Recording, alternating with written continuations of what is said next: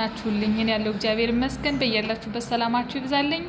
እንግዲህ ዛሬ ደግሞ ይዤላችሁ የመጣሁት የአማርኛ ትምህርት ነው። የአማርኛ አረፍተ ነገር እንግዲህ ትንሽ ለአንድ ወር ምናምን ተከታታይ የእንግሊዘኛ ትምህርት እያየን ነበር አይደል? ለተከታታይ ያው ትንሽ አማርኛ ከተማማርን ትንሽ ብዙ ጊዜ ሆነንና ያው በዚህ ቻናል እንግዲህ እንዳልኳችሁ አማርኛም እንግሊዘኛም ነው የምንማማር ብያችኋለሁ። ያው አማርኛንም እንዳይከፋው እንግሊዘኛ ያው የእንግሊዘኛ ምን ቀጥል ይሆናል። እንግዲህ ኦልሞስት ወርዶችን እያየን ነበር አይደል? እንቀጥላለን የተወሰነ ደግሞ ቆይተን፣ ምክንያቱም አማርኛ ደግሞ አንዳንድ አማርኛ መማር የሚፈልጉ ልጆችም ስለሚኖሩ ያው ግማሽ እንዳልኳችሁ የተወሰነ ጊዜ እንግሊዘኛ እንማማራለን፣ የተወሰነ ሳምንት ወይ ወር አንድ ወር፣ ከዛ ደግሞ አማርኛ እያልን እያቀላቀልን እንግሊዘኛ መማር የሚፈልግ እንግሊዘኛም እንዲማር በዛው ልክ ደግሞ አማርኛ ብቻ መማር የሚፈልግ ይኖራልና በዚህ ሁኔታ እንቀጥላለን። ስለዚህ ያው አማርኛ እንግዲህ ታስታውሱ ከሆነ ፊደላትን አይተን ነበር አይደል? ከሁለት ወር ምናምን በፊት እንግዲህ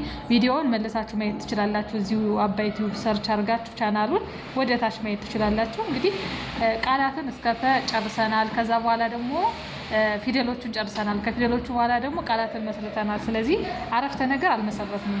ቀጥሎ ምንድነው? አረፍተ ነገር ነው። እንግዲህ እንዳልኳችሁ መጀመሪያ ፊደል አለ። ፊደል ማለት ሀ፣ ለ፣ ሐመር፣ ዋ፣ መ እያልን እስከ ፈ ድረስ እነሱን ነው ማወቅ የሚገባ አይደል? አማርኛ ትምህርት ላይ ፊደሎቹን ካወቃችሁ በኋላ ምንድነው ማወቅ የሚገባ?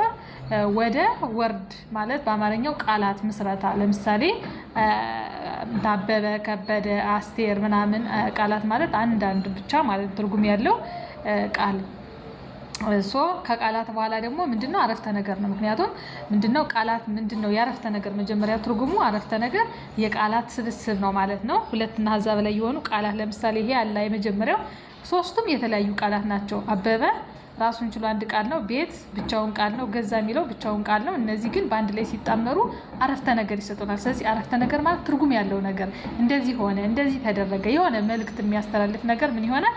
አረፍተ ነገር ይሆናል ማለት ነው። እንግዲህ ይህ ዲፊኒሽን ወይንም ደግሞ ትርጉሙ ነው ማለት ነው የአረፍተ ነገር። ምናልባት አዲስ ልጆች ግር የሚላችሁ ልጆች ካላችሁ የአረፍተ ነገር ትርጉም ይሄን ይመስላል። ስለዚህ በዛ መሰረት የተለያዩ ቃላትን እያገጣጠምን ምን እናደርጋለን? አረፍተ ነገር እንመሰርታለን ማለት ነው። ስለዚህ እንግዲህ ለዛሬ ከዚህ ጋር 5 አሉ፣ ሌላ 5 ደግሞ ጨምራቸዋለሁ። 10 አረፍተ ነገሮችን እናያለን ማለት ነው። እሺ እንግዲህ አብራችሁ ቆዩ። እንዲሁም በውስጥ መስመር መማማር የምትፈልጉ ካላችሁ ሳረሳ ከስር ባለው ስልክ ደውሉ። እንዲሁም ለሌሎች ጓደኞቻችሁ ሼር አድርጉ። ወደ ትምህርታችን መሄድ እንችላለን። የመጀመሪያው ምን ይላል? የመጀመሪያው ቃል አበበ ይላል። እንደምታዩት በ ከዛ ምን ይላል? ሁለተኛው ቤት። ሁለቱም ራሱን የቻለ ቃል ነው አይደል? አበበ ራሱን የቻለ ቃል ነው። ቅድም እንዳልኳችሁ ቤት የሚለውም አንድ ቃል ነው። ከዛ ገዛ ይላል። ገዛ ይሄ ደግሞ ሌላ ቃል ነው። ከዛ እነዚህ ሲገጣጠሙ አንድ አረፍተ ነገር ይሰጡናል፣ ወይም አንድ ሙሉ ሀሳብ ይሰጡናል። ምን ይላል? አበበ ቤት ገዛ። ከዛ 4 ነጥብ። እቺ 4 ነጥብ ስርዓተ ነጥብ ምንድናት? ሁሌም ቢሆን ከአረፍተ ነገር መጨረሻ የምታስቀምጧት ናችን፣ እንዳትረሱ እሺ። ሁሌም ቢሆን በጣም ጥሩ። የመጀመሪያው አረፍተ ነገራችን ይሄን ይመስላል። ወደ ሁለተኛው ስንሄድ ደግሞ ምን ይላል? ሰናይት ይላል። ሰናይት የሚለው አንድ ቃል ነው፣ ራሱን የቻለ የሰው ስም ማለት ነው። ከዛ መሀል ላይ ሐኪም ይላል። ሐኪም የሚለውም ደግሞ ሌላ ቃል ነው፣ ሁለተኛ ቃል ማለት ነው። ከዛ ሶስተኛው ቃላችን ደግሞ ምን ይላል? ናት ይላል። ሶስተኛው ቃል ናት። ከዛ ሙሉን ማንበብ፣ ሙሉን ስናነበው ምን ይሆናል? ሰናይት ሐኪም ናት ይሆናል። መጨረሻ ላይ 4 ነጥብ እንዳልኳችሁ ከአረፍተ ነገር መጨረሻ ሁሌም 4 ነጥብ ታደርጋላችሁ። ባልኳችሁ መሰረት 4 ነጥብ ታደርጋላችሁ ማለት ነው። ስለዚህ ይሄ ሰናይት ሐኪም ናት ይላል። በጣም ጥሩ፣ በጣም አሪፍ። ቀጥለን ወደ ሶስተኛው አረፍተ ነገር ስንሄድ ምን ይላል? የመጀመሪያው ሰሚራ ይላል። ሰሚራ ይሄም አንድ ቃል ነው። ከዛ ጎበዝ ይላል። ጎበዝ። ተማሪ ናት ይላል። አሁን ሙሉን ልናገጣጥመው ነው ማለት ነው። ሰሚራ ጎበዝ ተማሪ ናት። ከዛ መጨረሻ ላይ እንዳልኳችሁ 4 ነጥብ ታደርጋላችሁ ማለት ነው። ስለዚህ ይሄ ሙሉ ሀሳብ ይሆናል። ስለዚህ ሰሚራ የሚለው ብቻውን አንድ ቃል ነው። ጎበዝ አንድ ቃል ነው። ተማሪ አንድ ቃል ነው። እናት አንድ ቃል። ስለዚህ ይሄ አረፍተ ነገር ስንት ቃል ነው የያዘ? 4 ቃል። ባለ 4 ቃል አረፍተ ነገር ነው ማለት ነው። ይሄ እንዳልኳችሁ ባለ ስንት ቃል አረፍተ ነገር ነው? ባለ 4 ቃል አረፍተ ነገር ነው ማለት ነው። ስለዚህ እንግዲህ የመጀመሪያ እዚህ ጋር ያየናቸው ባለ 3 ቃል ነው። እዚህ ጋር 1 2 3 ባለ 3 ቃል አረፍተ ነገር። ይሄኛው ባለ 3 ነው። ይሄኛው ባለ ስንት ነው? ባለ 4 ነው ማለት ነው። እሺ ወደ ቀጣዩ እንሄዳለን። የቀጣዩ ምን ይላል? ሜሮን ሜሮን ቤት ወለወለች ወለወለች ይላል አይደል? እዚህ ጋር አሁን እያንዳንዱ ፊደል ምጠራቸው ለእናንተ እንዲቀለል ነው። ስለዚህ መጀመሪያ አረፍተ ነገር በተለይ ጀማሪ ልጆች ካላችሁ መጀመሪያ ነጣጥላችሁ ምኖችን ነው የምታነቧቸው? መጀመሪያ ነጣጥላችሁ እንትኖቹን አንብቡ። እነዚህ ቃሎቹን አንብቧቸው። እሺ ቃሎቹን ካነበባችሁ አረፍተ ነገሩን በፍጥነት ማንበብ ቀላል ነው። ስለዚህ የመጀመሪያው ሜሮን ይላል። ሁለተኛው ቤት፣ የመጨረሻው ቃል ወለወለች ይላል። በአንድ ላይ ሜሮን ቤት ወለወለች ብላችሁ አቀላጥፋችሁ ማንበብ ትችላላችሁ ማለት ነው ውድ ቤተሰቦችን።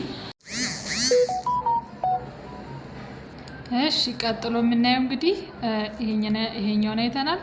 የመጨረሻው ማርታ ልብስ አጠበች ይላል። ማርታ ልብስ አጠበች፣ ማርታ ልብስ አጠበች ይሆናል። መጨረሻ ላይ እንዳልኳችሁ 4 ነጥብ ታደርጋላችሁ ማለት ነው። ስለዚህ እዚህ ጋር 3 ቃል ነው። ማርታ የሚለው አንድ ቃል ነው፣ የሰው ስም ነው። ልብስ የሚለው አንድ ቃል ነው። አጠበች የሚለው ሌላ ቃል ነው። ሶስቱንም ስናገጣጥመው አንድ የሆነ ትርጉም ይሰጠናል። ስለዚህ እንዳልኳችሁ አረፍተ ነገር ይሄ የተደረገ እንደዚህ ሆነ፣ እንደዚህ ተደረገ። አሁን የመጀመሪያው አበበ ቤት ገዛ የሚለው አበበ ቤት ገዛ አይደለ? አንድ መልእክት ይሰጣል። ሰናይት ሐኪም ናት፣ ሐኪም መሆኗን ይናገራል። ሰሚራ ጎበዝ ተማሪ ናት፣ ሰሚራ ጎበዝ ተማሪ መሆኗን ይናገራል። ሜሮን ቤት ወለወለች፣ ሜሮን ቤት መወልወሏን ነው እዚህ ጋር የሚነግረን። ማርታ ልብስ አጠበች፣ ማርታ ልብስ ማጠቧን ነው የሚነግረን። ስለዚህ ሙሉ ሀሳብ አለው። ከሌ እንደዚህ ያደረገ፣ ከሌ እንደዚህ ሆነ፣ ከሌ እንደዚህ ተደረገ። ይሄ አረፍተ ነገር እንለዋለን ማለት ነው። እሺ እነዚህ እንግዲህ 5 ቃላት ናቸው። ሌላም 5 ቃላት አለ። እንቀጥላለን። አሁንም አብራችሁ እሺ ይሄን ይመስላል እንግዲህ ለክላስ ያክል ደግሞ አንዴ እንከልሰውና እንግዲህ ይሄ ምን ይላል? ማርታ ልብስ አጠበች፣ ማርታ ልብስ ማጠቧን ይነግረናል ማለት ነው። ሜሮን ቤት ወለወለች ይላል። ይሄም ሜሮን ቤት እንደወለወለች ነው የሚያመለክተን፣ የሆነ ትርጉም ሰጥቶናል ማለት ነው። ሰሚራ ጎበዝ ተማሪ ናት የሚለው ሰሚራ ጎበዝ ተማሪ መሆኗን ይነግረናል። ይሄም አንድ የሆነ ትርጉም ሰጥቶናል። ሰናይት ሐኪም ናት ይላል። ይሄም ደግሞ ትርጉም ሰጥቶናል ማለት ነው። ስለዚህ በዚህ መልኩ ነው የምጽፉት። እሺ ሌላ አሁንም ሌሎች አሉ። ሌሎችን እሺ ቀጣይ ደግሞ ምን ይላል? ሰለሞን ገበያ ሄደ። በስትክክል አቀላጥፋችሁ ስታነቡት ምን ይሆናል? ሰለሞን ገበያ ሄደ። ከዛ 4 ነጥብ አረፍተ ነገር ስለሆነ ማለት ነው። ስለዚህ ይሄንን ይሰጠናል። ስለዚህ እኔ እያንዳንዳቸውን ቀስ ብዬ ማነብላችሁ ምናልባት ጀማሪ ልጆች ካላችሁ ብዬ ነው። ስለዚህ ጀማሪ ልጆች ምንድነው የምታደርጉ? መጀመሪያ ነጣጥላችሁ ማንበብ አይደል? መጀመሪያ የመጀመሪያውን ቃል፣ ከዛ ሁለተኛውን ቃል፣ ከዛ ሶስተኛውን ቃል ቀስ እያላችሁ ፊደሎችን እየነጣጠላችሁ ማንበብ፣ ከዛ በፍጥነት ማንበብ ማለት ነው። ስለዚህ ሰለሞን ገበያ ሄደ የሚል አንድ ትርጉም ያለው አረፍተ ነገር ይሰጠናል ማለት ነው። ሁለተኛው መቅደስ ሐኪም ናት ማለት ይሄኛው ኦልሞስት 6ኛ አረፍተ ነገር፣ ይሄ 7ኛ አረፍተ ነገራችን ነው። 7ኛው ምን ይላል? መቅደስ ሐኪም ናት ከዛ 4 ነጥብ። ይሄ ደግሞ 7ኛ አረፍተ ነገራችን ነው። ቀጥሎ ምን ይላል? ሞሚና መኪና ገዛች 4 ነጥብ። ይሄ ደግሞ 8ኛው ነው ማለት ነው። 9ኛው ሄኖክ ሙዚቃ ይወዳል 4 ነጥብ 9ኛ። ከዛ 10ኛ የመጨረሻው ምን ይላል? ራሄል ቡና አፈላች ይላል። እሺ እንግዲህ ለመከለስ እንሞክራለን። የመጀመሪያው ምንድነው? ሰለሞን አንድ ቃል ነው። ይሄ 3 ቃል ነው። ሰለሞን አንድ ቃል፣ ገበያ ሁለተኛ፣ ሄደ የሚለው 3ኛ ቃል። ሶስቱም በአንድ ላይ ሲነበብ ሰለሞን ገበያ ሄደ ይሆናል ማለት ነው። ይሄ አንድ ትርጉም ያለው ቃል ነው። ሁለተኛው መቅደስ ሐኪም ናት ይላል። ይሄም የተበታተኑ 3 ምንድኖች ናቸው? 3 የተለያዩ ቃላት ናቸው። በአንድ ላይ መቅደስ ሐኪም ናት ይሆናል።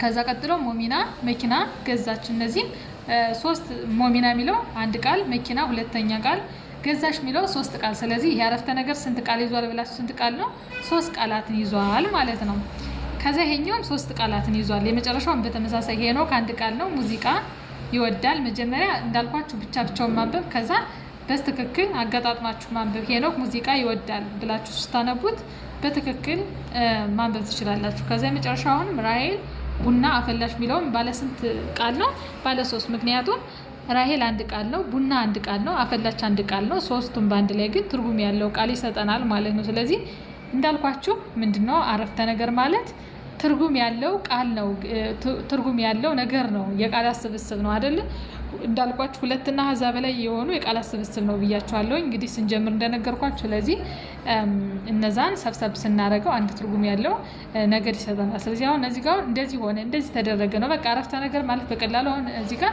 ሰለሞን ገበያ ሄደ መሄዱን አይደል መልእክት ያስተላልፋል መቅደስ ሐኪም መሆኗን እዚህ ጋር ምን እየነገረን ነው አይደል መቅደስ ሐኪም ናት እዚህ ጋር ሞሚና መኪና እንደገዛች እየነገረን ነው ይሄም ሌላ መልእክት ያስተላልፋል ሄኖክ ከዚህ ጋር ደግሞ ሄኖክ ሙዚቃ ይወዳል ሄኖክ ሙዚቃ መውደዱን እየነገረን ነው በቃ ሙሉ ሐሳብ ነው አለ አይደለ ትርጉም የሚሰጥ ራሄል ቡና አፈላች ይሄም ምንድነው ሙሉ ቃል ነው አሁን እዚህ ጋር ራሄል ቡና ብሎ ቢያቆም ምንድነው ያረፍተ ነገር አይደለም ለምን ራሄል ቡና ምንም ያልተቋጨ ሐሳብ ይሆናል ስለዚህ ሙሉ ሐሳብ መሆን አለበት አረፍተ ነገር ለመባል ምን መሆን አለበት ሙሉ ሐሳብ እዚህ ጋር ማውን ሄኖክ ሙዚቃ ብላችሁ አሁን ምንድነው ሄኖክ ሙዚቃ ብቻ ብላው ምን ይወዳል ነው ወይስ አይወድም ወይስ ምንድነው ሐሳቡ አይታወቅም ስለዚህ ይወዳል የሚለው ሲጨመር ግን ሙሉ ሐሳብ ይሆንልናል ስለዚህ እንግዲህ አረፍተ ነገር ማለት እንዳልኳችሁ መልእክት የሚያስተላልፍ ነገር ነው ስለዚህ እነዚህ ለዛሬ እንግዲህ 10 አረፍተ ነገሮችን አይደለ አጠቃላይ ኦልሞስት ወደ 10 አረፍተ ነገሮችን አይተናል